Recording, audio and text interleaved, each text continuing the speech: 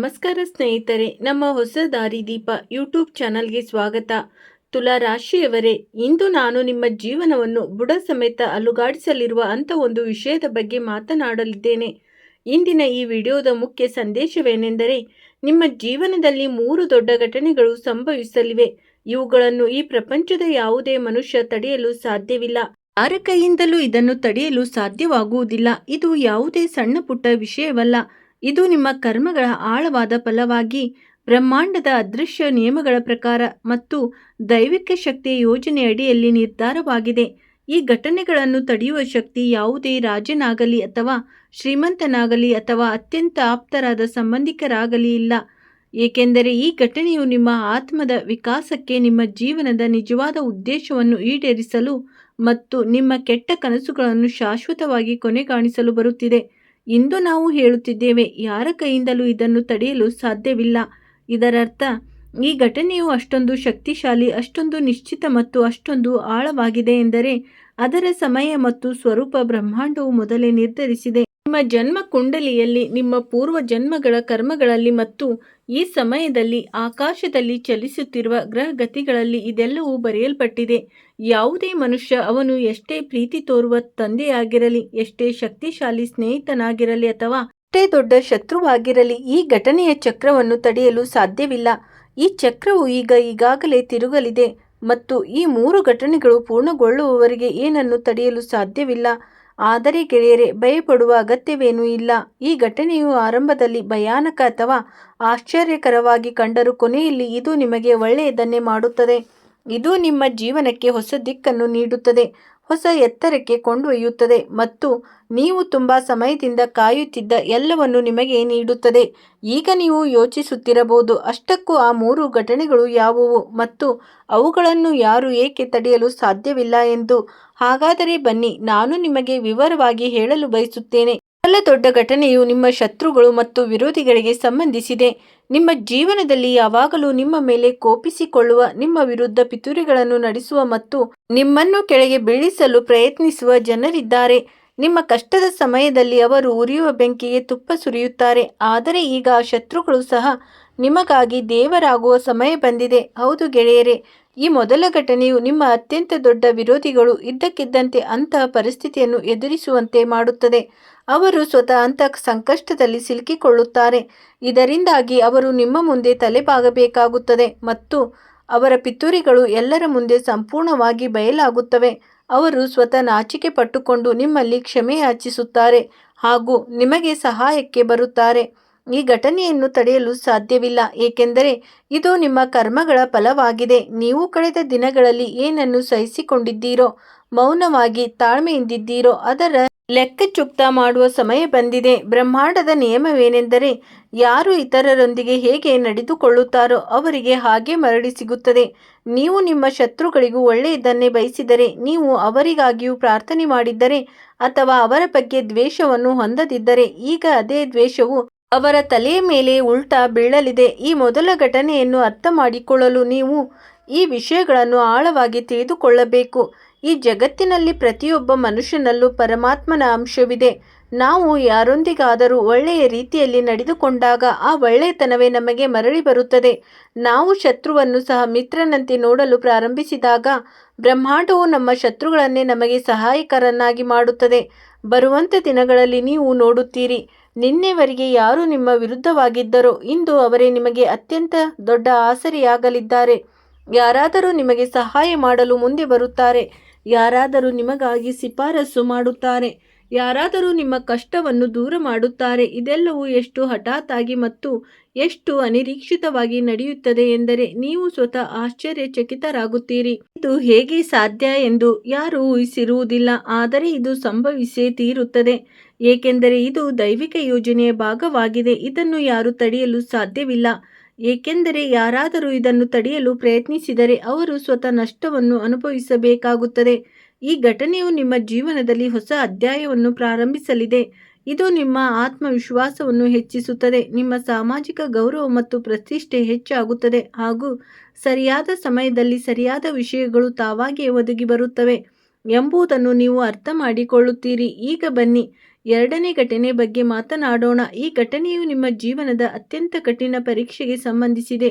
ಮುಂಬರುವ ದಿನಗಳಲ್ಲಿ ನಿಮ್ಮ ಜೀವನದಲ್ಲಿ ಅಂಥ ಒಂದು ಪರಿಸ್ಥಿತಿ ನಿರ್ಮಾಣವಾಗಲಿದ್ದು, ಅದು ನಿಮಗೆ ಉರಿಯುವ ಕೆಂಡದ ಮೇಲೆ ನಡೆದಂತೆ ಭಾಸವಾಗುತ್ತದೆ. ಇದು ಯಾವುದೇ ಸಾಧಾರಣ ಕಷ್ಟವಾಗಿರುವುದಿಲ್ಲ ಅಥವಾ ಇದು ಅಂಥ ಒಂದು ಪರೀಕ್ಷೆಯಾಗಿರಲಿದ್ದು, ಇದರಲ್ಲಿ ನಿಮ್ಮ ಅತ್ಯಂತ ಆಪ್ತರಲ್ಲಿ ಒಬ್ಬರನ್ನು ಕಳೆದುಕೊಳ್ಳುವ ನೋವನ್ನು ನೀವು ಅನುಭವಿಸಬೇಕಾಗಬಹುದು ಅಥವಾ ನೀವು ತುಂಬ ನಂಬಿದ್ದ ಸಂಬಂಧವೊಂದು ಮುರಿದು ಬೀಳಬಹುದು. ಎರಡನೇ ದೊಡ್ಡ ಘಟನೆ ಏನೆಂದರೆ, ನಿಮ್ಮ ಜೀವನದಲ್ಲಿ ಅತ್ಯಂತ ಪ್ರಮುಖ ವ್ಯಕ್ತಿ ಅಥವಾ ಸಂಬಂಧವೊಂದು ನಿಮ್ಮ ಜೀವನದಿಂದ ದೂರವಾಗಲಿದೆ. ಈ ಅಗಲಿಕೆಯು ನೋವಿನಿಂದ ಕೂಡಿರುತ್ತದೆ. ಇದು ನಿಮ್ಮನ್ನು ಅಳಿಸಬಹುದು ಅಥವಾ ನೀವು ಒಂಟಿತನವನ್ನು ಅನುಭವಿಸುವಂತೆ ಮಾಡಬಹುದು. ಆದರೆ ಇದು ನಿಮ್ಮ ಜೀವನಕ್ಕೆ ಬಹಳ ಅಗತ್ಯವಾಗಿದೆ. ಈ ಘಟನೆಯನ್ನು ತಡೆಯಲು ಸಾಧ್ಯವಿಲ್ಲ, ಏಕೆಂದರೆ ಇದು ನಿಮ್ಮ ಹಣೆ ಬರಹದಲ್ಲಿ ಬರೆಯಲ್ಪಟ್ಟಿದೆ. ಇದು ನಿಮ್ಮ ಆತ್ಮಕ್ಕೆ ಹೊಸ ಪಾಠವನ್ನು ಕಲಿಸಲು ಬರುತ್ತಿದೆ. ಯಾವುದೇ ವ್ಯಕ್ತಿ ಅಥವಾ ಸಂಬಂಧ ನಿಮ್ಮ ಜೀವನದಿಂದ ದೂರವಾದಾಗ ಆ ಸ್ಥಳವು ಹೊಸ ವಿಷಯಗಳಿಗಾಗಿ ಖಾಲಿಯಾಗುತ್ತದೆ. ಆ ಸ್ಥಳವು ಉತ್ತಮ ವ್ಯಕ್ತಿಗಳಿಗಾಗಿ, ಉತ್ತಮ ಅವಕಾಶಗಳಿಗಾಗಿ ಮತ್ತು ಉತ್ತಮ ಅನುಭವಗಳಿಗಾಗಿ ಖಾಲಿಯಾಗುತ್ತದೆ. ಈ ಎರಡನೇ ಘಟನೆಯನ್ನು ನೀವು ಈ ರೀತಿಯಲ್ಲಿ ಅರ್ಥ ಮಾಡಿಕೊಳ್ಳಿ. ಜೀವನವು ಒಂದು ನದಿಯಂತೆ. ಕೆಲವೊಮ್ಮೆ ಅದು ಶಾಂತವಾಗಿ ಹರಿಯುತ್ತದೆ, ಕೆಲವೊಮ್ಮೆ ಅದರಲ್ಲಿ ಪ್ರವಾಹ ಬರುತ್ತದೆ. ಪ್ರವಾಹ ಬಂದಾಗ ಕೆಲವು ಹಳೆಯ ಮರಗಳು, ಹಳೆಯ ಕಟ್ಟಡಗಳು ಕೊಚ್ಚಿ ಹೋಗುತ್ತವೆ.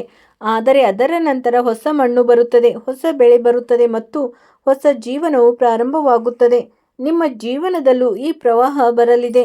ನಿಮ್ಮವರಾದ ಯಾರೋ ಒಬ್ಬರು ನಿಮ್ಮನ್ನು ಬಿಟ್ಟು ಹೋಗಬಹುದು ಅಥವಾ ಯಾವುದಾದರೂ ಸಂಬಂಧವು ಎಷ್ಟು ಒತ್ತಡದಿಂದ ಕೂಡಿರಬಹುದು ಎಂದರೆ ಅದನ್ನೇ ಬಿಡುವುದೇ ಒಳ್ಳೆಯದಾಗಿರುತ್ತದೆ.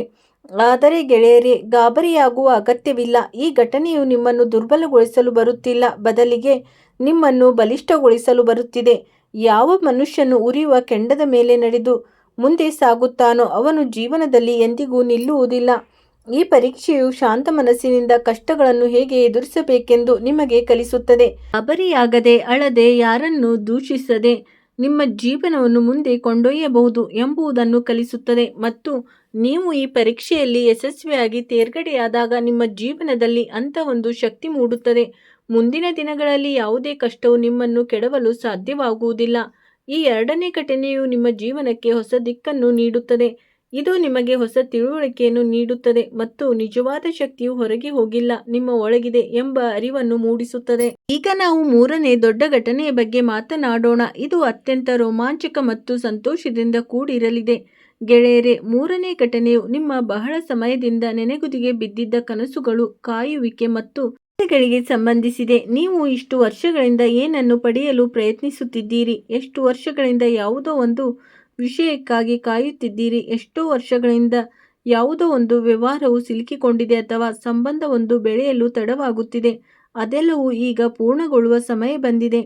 ಮೂರನೇ ದೊಡ್ಡ ಘಟನೆಯು ನಿಮ್ಮ ಜೀವನದಲ್ಲಿ ಅಂಥ ಒಂದು ಅವಕಾಶ ಅಥವಾ ಅಂಥ ಒಂದು ಸುದ್ದಿಯನ್ನು ತರಲಿದೆ. ಅದು ನಿಮ್ಮ ಕಾಯುವಿಕೆಗೆ ಸಿಹಿಯಾದ ಫಲವನ್ನು ನೀಡುತ್ತದೆ. ಇದು ಯಾವುದೇ ಸಣ್ಣ ಯಶಸ್ಸಲ್ಲ, ಇದು ಅಂಥ ಒಂದು ಯಶಸ್ಸಾಗಿದ್ದು ಅದರ ಸವಿಯನ್ನು ನೀವು ದಿನಗಳವರೆಗೆ ನೆನಪಿನಲ್ಲಿಟ್ಟುಕೊಳ್ಳುತ್ತೀರಿ. ಅಥವಾ ಇದು ಯಾವುದೇ ಸಣ್ಣ ವ್ಯವಹಾರವಾಗಿರುವುದಿಲ್ಲ, ಇದು ನಿಮಗೆ ಅತ್ಯಂತ ದೊಡ್ಡ ಲಾಭವನ್ನು ತಂದುಕೊಡುವ ವ್ಯವಹಾರವಾಗಿರುತ್ತದೆ. ಅಥವಾ ಇದು ಯಾವುದೇ ಸಾಧಾರಣ ಸಂಬಂಧವಾಗಿರುವುದಿಲ್ಲ, ಬದಲಿಗೆ ನಿಮ್ಮ ಜೀವನವನ್ನೇ ಬದಲಾಯಿಸುವಂಥ ಸಂಬಂಧವಾಗಿರುತ್ತದೆ. ಮೂರನೇ ಘಟನೆಯು ನಿಲ್ಲುವುದಿಲ್ಲ, ಏಕೆಂದರೆ ನಿಮ್ಮ ಕಾಯುವಿಕೆ ಈಗ ಕೊನೆಗೊಳ್ಳುವ ಸಮಯ ಬಂದಿದೆ. ನೀವು ಎಷ್ಟೋ ಹೋರಾಡಿದ್ದೀರಿ, ಎಷ್ಟೋ ತಾಳ್ಮೆಯಿಂದಿದ್ದೀರಿ, ಎಷ್ಟೋ ಕಷ್ಟಪಟ್ಟಿದ್ದೀರಿ ಮತ್ತು ಎಷ್ಟು ಸಮಯದವರೆಗೆ ಭರವಸೆಯನ್ನು ಉಳಿಸಿಕೊಂಡಿದ್ದೀರಿ ಎಂಬುದನ್ನು ಬ್ರಹ್ಮಾಂಡವು ನೋಡಿದೆ. ಈಗ ನಿಮ್ಮ ತಾಳ್ಮೆಗೆ ಪ್ರತಿಫಲ ಸಿಗುವ ಸಮಯ ಬಂದಿದೆ. ನಿಮ್ಮ ಇಷ್ಟಾರ್ಥಗಳು ನೆರವೇರುತ್ತವೆ. ನಿಮ್ಮ ದೀರ್ಘಕಾಲದಿಂದ ನೆನೆಗುದಿಗೆ ಬಿದ್ದಿದ್ದ ಕನಸುಗಳು ಪೂರ್ಣಗೊಳ್ಳುತ್ತವೆ ಮತ್ತು ಇದರಿಂದ ನಿಮಗೆ ಇಷ್ಟು ಒಳ್ಳೆಯ ಲಾಭವಾಗುತ್ತದೆ ಎಂದರೆ ನೀವು ಸ್ವತಃ ಆಶ್ಚರ್ಯಚಕಿತರಾಗುತ್ತೀರಿ. ಆದರೆ ಗೆಳೆಯರೇ, ನೆನಪಿಡಿ, ಈ ಘಟನೆಯು ನೀವು ಮೊದಲ 2 ಘಟನೆಗಳನ್ನು ದಾಟಿದ ನಂತರವೇ ಸಂಭವಿಸುತ್ತದೆ. ಅಂದರೆ ಮೊದಲು ನೀವು ನಿಮ್ಮ ಶತ್ರುಗಳನ್ನು ಎದುರಿಸಬೇಕಾಗುತ್ತದೆ, ನಂತರ ನಿಮ್ಮ ಪರೀಕ್ಷೆಯಲ್ಲಿ ತೇರ್ಗಡೆಯಾಗಬೇಕಾಗುತ್ತದೆ ಮತ್ತು ಅದರ ನಂತರವೇ ನಿಮಗೆ ಮೂರನೇ ಘಟನೆ ಸಿಹಿಯಾದ ಫಲ ಸಿಗುತ್ತದೆ.